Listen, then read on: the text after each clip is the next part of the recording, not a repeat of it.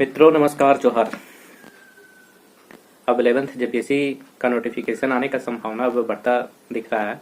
चूँकि आप पिछले कुछ दिनों पहले एक नोटिस देखे होंगे जिसमें सभी जिला प्रशासन से यह जानकारी देने का मांग किया गया है कि आप जो जेपीएससी पीटी का एग्ज़ाम होगा उसके सेंटर के बारे में उचित जो सेंटर है उसका जानकारी दें।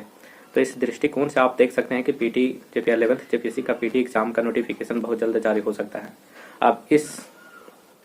अब जानते हैं कि अब जेपीएससी का पीटी को पास करना एक चुनौतीपूर्ण कार्य है और अब आपका रणनीति बिल्कुल सटीक होना चाहिए जेपीएससी पीटी की तैयारी को लेकर।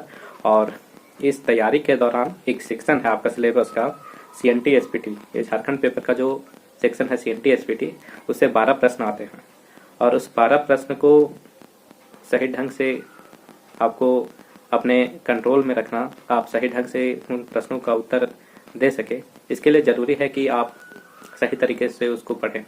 अब सीएनटी एसपीटी को पढ़ने के दौरान बहुत सारी चुनौतियाँ आती है और ये चुनौतियाँ आना स्वाभाविक है। और अगर आप इन चुनौतियों को सही से सामना नहीं कर पाते हैं तो निश्चित रूप से आपको परेशानी होगी पीटी एग्ज़ाम पास करने के लिए। क्योंकि एक 12 क्वेश्चन बहुत बड़ा वेटेज है इसका पीटी के एग्ज़ाम के लिए। और आप देख रहेंगे कि पीटी के एग्ज़ाम के लिए एक एक प्रश्न कितना महत्वपूर्ण रखता है, क्योंकि देख रहे हैं कट ऑफ कितना हाई जाता है। तो इसमें आपको 12 क्वेश्चन पर कमांड करना अति आवश्यक है। अब 12 क्वेश्चन पर कमांड होगा कैसे? अगर अपनी बात करूँ तो मैं जब 7th जेपीएससी में पीटी का तैयारी प्रारंभ किया था तो उस समय मेरे जहन में यही चलता था कि जो 12 क्वेश्चन सीएनटी एसपीटी का है वो मेरे से होगा नहीं। और मैं ये मान के चलता था कि जो भी प्रश्न आएंगे 12 उसमें मैं अंदाज से टिक कर दूंगा, जो सही होना होगा वो होगा, क्योंकि आप जान रहे हैं कि उसमें माइनस मार्किंग है नहीं। तो मैं यही सोच के चलता था कि 12 क्वेश्चन वो मेरे बस का नहीं है, अंदाज से मैं टिक करूंगा, जो सही होना होगा होगा। लेकिन धीरे धीरे जब मैं सीएनटी एसपीटी को पढ़ना प्रारंभ किया तो मुझे समझ में आने लगी कि इसमें क्या पढ़ना है और कैसे पढ़ना है। और नतीजा ये हुआ कि सीएनटी एसपीटी के 12 क्वेश्चन में इनफैक्ट मैं 11 प्रश्न सही कर दिया था। तो आप भी कर सकते हैं।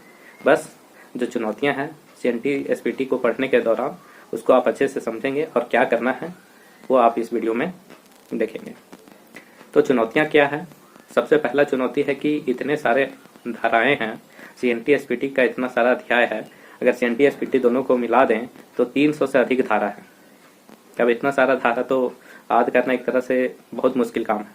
आप भारतीय संविधान का अनुच्छेद पढ़ते हैं तो वो सही से सारे अनुच्छेद याद नहीं रह पाता है, तो सीएनटी एसपीटी का धारा कहाँ से याद होगा उतना सारा। और दूसरी बात, ये सीएनटी एसपीटी का धारा सिर्फ हमको जेपीएससी के पीटी एग्जाम के लिए ही पढ़ना है, बाकी और आपको कहीं भी, चाहे जेएसएससी का एग्जाम हो चाहे जेपीएससी का मेंस हो, वो कहीं काम आने वाला नहीं है। तो इस दृष्टिकोण से भी उस पर पकड़ बनाना थोड़ा सा मुश्किल हो जाता है। तो एक तो पहला चुनौती ये है कि बहुत सारे धारा हैं तो याद कैसे होंगे। दूसरी बात, कंटेंट कहाँ से मिलेगा, किस बुक से पढ़ें, ये भी एक चुनौती रहता है। और तीसरी बात कि इसको सीएनटी एसपीटी को कब से पढ़ना शुरू करें, ये भी अभ्यर्थियों के सामने एक चुनौती रहता है। क्योंकि आप देखेंगे अगर अचानक सीएनटी एसपीटी की ओर रुख करेंगे, अगर आप अचानक सीएनटी एसपीटी को पढ़ने लगेंगे और आप तैयारी शुरू ही किए हैं तो आपका कॉन्फिडेंस भी लूज हो सकता है। आप अचानक से सीएनटी एसपीटी पर उतर गए, आप प्रश्नों को करना शुरू करेंगे और आपसे प्रश्न सही नहीं होंगे तो आपका कॉन्फिडेंस निश्चित रूप से आप खो देंगे। तो सबसे पहली बात तो आपको ये ध्यान रखना है कि आप पीटी का तैयारी प्रारंभ करेंगे तो प्रारंभ करते ही आपको सीएनटी एसपीटी पर नहीं कूदना है। आप कुछ दिनों तक झारखंड को अच्छे से रिवाइज करें, उसके बाद धीरे धीरे सीएनटी एसपीटी के पोर्शन को टच करें। पहला बात आप ये जरूर ध्यान रखें, अचानक से सीएनटी एसपीटी की तरफ मूव बिल्कुल भी ना करें।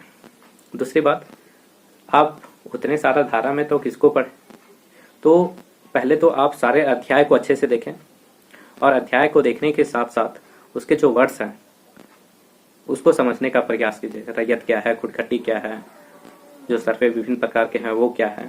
तो शब्दों पर पहले कमांड कीजिए, वो शब्दों को समझने का पहले प्रयास कीजिए। धारा क्या पूरा पढ़ना है, तो सारे धाराओं को पढ़ना जरूरी नहीं है। आप अगर सीएनटी एक्ट को पढ़ रहे हैं तो सीएनटी एक्ट को पढ़ने समय क्या पढ़ेंगे, सबसे पहले तो उसका जो परिचय का पाठ है वो अच्छे से पढ़ें और धारा को लेकर आप बिल्कुल स्पष्ट रहें कि धारा 1 से लेकर 80 तक 1 to 80 सीएनटी एक्ट का 1 to 80 तक का धारा को अच्छे से पढ़ें। उसके बाद के धाराएं उतना महत्वपूर्ण नहीं है। महत्वपूर्ण कहने का मतलब ये नहीं है कि वहां से प्रश्न नहीं आ सकता है, लेकिन 80 के बाद से जो बीच बीच का कुछ धारा महत्वपूर्ण है, लेकिन बाकी सब धारा महत्वपूर्ण नहीं है। तो 1 से 80 तक सीएनटी का आप कमांड अच्छे से करेंगे और 80 के बाद कुछ कुछ धारा है जो महत्वपूर्ण है।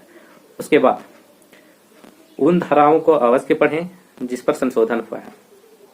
संशोधन के धाराओं को स्पष्ट रूप से आपको पढ़ना ही होगा, वहां से प्रश्न पूछने का संभावना काफी प्रबल होता है।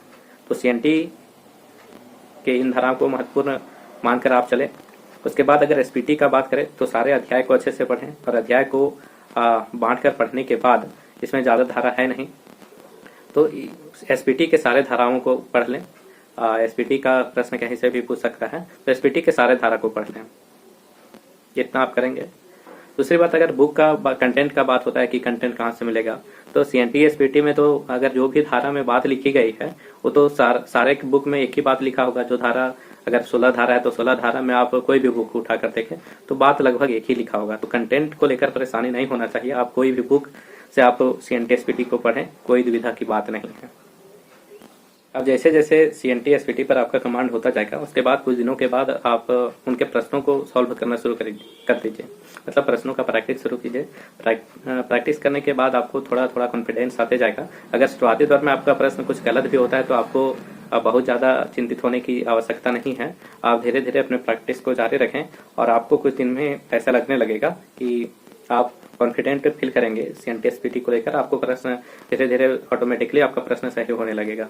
तो इस रणनीति के साथ आप सीएनटी एसपीटी का तैयारी करें और वैकेंसी नहीं आता है तो आप उसका प्रतीक्षा में अपना समय व्यर्थ ना करें, अपना तैयारी को जारी रखें। वैकेंसी तो आना ही है, आज आए कल या 1 महीने बाद आए, वैकेंसी तो आना है।